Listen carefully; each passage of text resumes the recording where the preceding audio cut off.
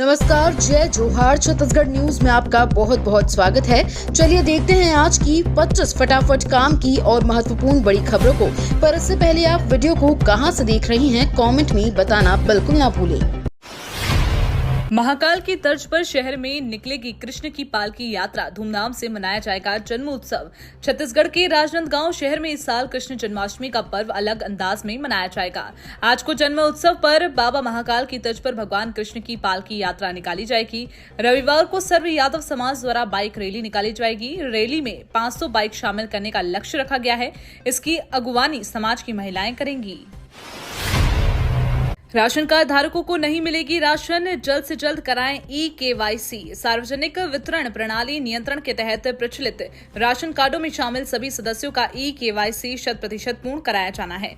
जिला खाद्य अधिकारी ने बताया कि जिले में सार्वजनिक वितरण प्रणाली के तहत कुल 2,47,605 राशन कार्ड प्रचलित हैं, जिसमें से कुल 8,60,813 सदस्य शामिल हैं। इसमें से अब तक कुल 7,42,137 सदस्यों द्वारा ई-केवाईसी पूरा कर लिया गया है और 1,18,676 सदस्यों का ई-केवाईसी कराना शेष है। जन्माष्टमी पर रायपुर में होगी दही हांडी प्रतियोगिता। मटकी फोड़ने वाले गोविंदाओं को मिलेगी 7,51,000 रुपए की राशि। जन्माष्टमी के अवसर पर गुड़ियारी में दही हांडी प्रतियोगिता के विजेता को इस वर्ष 7,51,000 रुपए का पुरस्कार दिया जाएगा। प्रतियोगिता में प्रदेश के अनेक शहरों के अलावा महाराष्ट्र, मध्य प्रदेश, झारखंड, ओडिशा की मंडलियां भी शामिल होंगी। आयोजन समिति के संयोजक बसंत अग्रवाल और सह संयोजक हिमेंद्र साहू ने बताया कि सार्वजनिक दही हांडी उत्सव समिति एवं श्री हनुमान मंदिर ट्रस्ट के सहयोग से 27 अगस्त को प्रदेश की सबसे बड़ी इनामी राशि वाली प्रतियोगिता आयोजित की जा रही है। केंद्रीय गृह मंत्री ने कहा, भारत 2047 तक होगा नशा मुक्त। छत्तीसगढ़ में चल रहे 7 पुनर्वास केंद्र। केंद्रीय गृह मंत्री अमित शाह ने आज एनसीबी के कार्यालय का शुभारंभ किया है। वहीं एनसीबी की रिव्यू बैठक के दौरान गृह मंत्री शाह ने कहा कि देश 2047 तक नशे से मुक्त करने का संकल्प लेना है। ये संकल्प अब धीरे धीरे 130 करोड़ लोगों का बनते जा रहा है। केवल भारत की समस्या नहीं, ये नारकोटिक्स की वैश्विक समस्या है। नशे के खिलाफ जारी लड़ाई को हम जुनून और हम शिद्दत के साथ लड़े और जीतेंगे।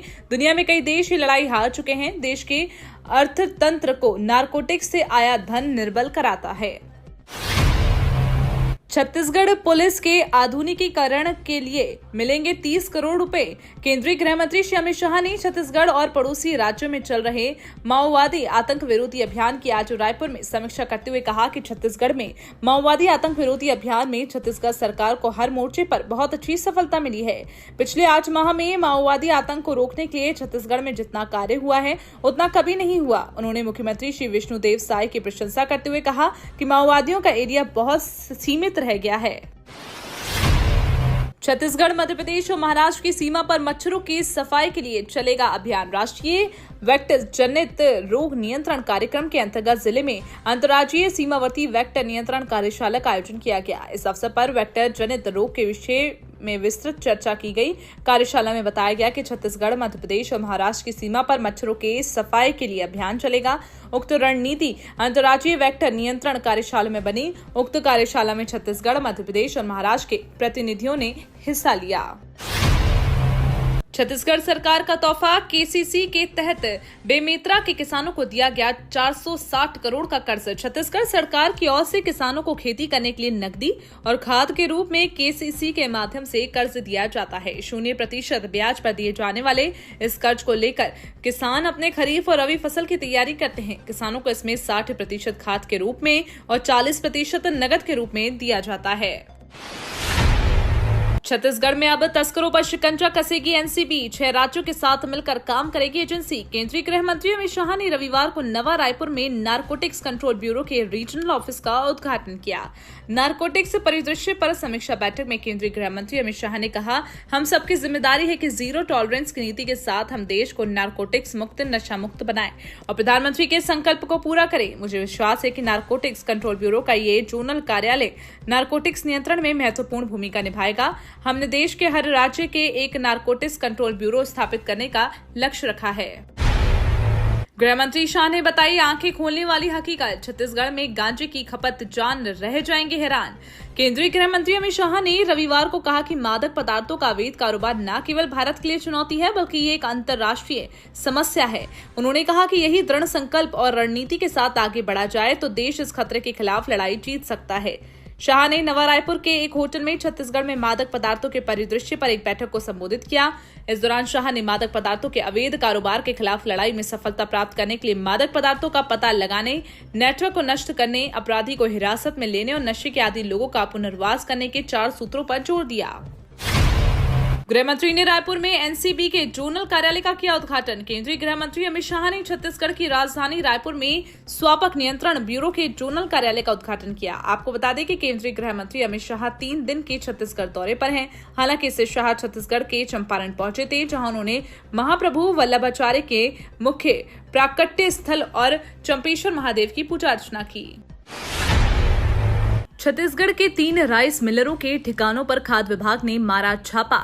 9 करोड़ 43 लाख का धान और चावल जब्त। कस्टम मिलिंग के लिए दिए गए चावल को जमा नहीं करने पर खाद्य विभाग द्वारा कार्रवाई की गई है। जिले में 3 राइस मिलरों के यहां छापेमारी करते हुए 19,970 कुंटल धान और 8,100 कुंटल चावल जब्त किए गए हैं। इस पूरे धान और चावल की कीमत लगभग 9 करोड़ 43 लाख रुपए आंकी जा रही है। इस पर कलेक्टर डॉक्टर गौरव सिंह ने खाद्य विभाग को राइस मिलरों, छत्तीसगढ़ कस्टम मिलिंग चावल उपार्जन आदेश 2016 की कंडिकाओं के उल्लंघन किए जाने और चावल जमा किए जाने की रुचि नहीं लेने पर कार्रवाई के लिए टीम को भेजा है। भिलाई में पड़ी विशाखा राय बनी फेमिना मिस इंडिया छत्तीसगढ़ 2024। अब राष्ट्रीय स्तर पर करेगी राज्य का प्रतिनिधित्व। विशाखा राय, जो अपने करियर की शुरुआत से ही मॉडलिंग और एक्टिंग में रुचि रखती थी, अब फेमिना मिस इंडिया छत्तीसगढ़ 2024 का प्रतिष्ठित खिताब जीत लिया है। मुंबई के टाइम्स टावर में आयोजित भव्य समारोह में 21 वर्षीय विशाखा के सिर पर ताज सजाया गया। विशाखा के सफर की शुरुआत छत्तीसगढ़ से हुई, जहां उन्होंने अपने मॉडलिंग करियर की नींव रखी थी। मात्र 18 साल की उम्र में मॉडलिंग की दुनिया में कदम रखने वाली विशाखा ने अपनी मेहनत और जुनून से आज ये मुकाम हासिल किया है। सरगुजा बस्तर संभाग में बारिश का येलो अलर्ट। लबालब हुआ बांगो डैम, खोले गए 5 गेट। छत्तीसगढ़ में पिछले 24 घंटे के दौरान कई इलाकों में भारी से अति भारी बारिश रिकॉर्ड की गई है। इसके चलते प्रदेश में 1-2 दिन मौसम ठंडा रहेगा। कई जिलों में दिन का तापमान गिर गया है। मौसम विभाग ने सरगुजा और बस्तर संभाग के लिए येलो अलर्ट जारी किया है। इस दौरान कई स्थानों पर भारी बारिश हो सकती है। वहीं 12 जिलों में बिजली गिरने की चेतावनी जारी की गई है। बलरामपुर में बारिश के चलते मकान गिरने से महिला घायल हो गई। कोरबा समेत कोरिया जिलों में पिछले कई दिनों से लगातार बारिश हो रही है। मिनी माता बांगो हसदेव बांध लबालब हो गया है और 5 गेट खोल दिए गए हैं।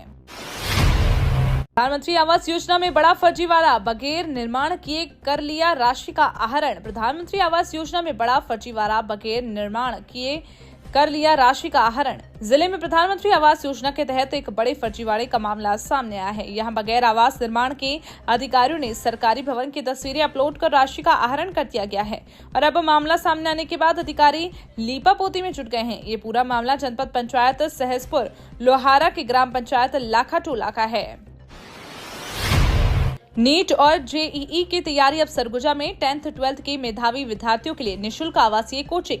सरगुजा जिले में कक्षा 10वीं और 12वीं के मेधावी विद्यार्थियों हेतु 30 निःशुल्क आवासीय कोचिंग की शुरुआत की गई। इसके साथ ही नीट और जेईई हेतु निःशुल्क साप्ताहिक कोचिंग का शुभारंभ भी किया गया। शासकीय मल्टीपर्पज स्कूल में आयोजित इस कार्यक्रम में मुख्य अतिथि सरगुजा सांसद चिंतामणि महाराज्य ए लुंड्रा, विधायक प्रबोध मिंज शामिल रहे। गौरतलब है कि सरगुजा 30 निःशुल्क आवासीय कोचिंग का उद्देश्य जिले के कक्षा 10वीं और 12वीं के मेधावी छात्र छात्राओं को विशेष तैयारी कराना है।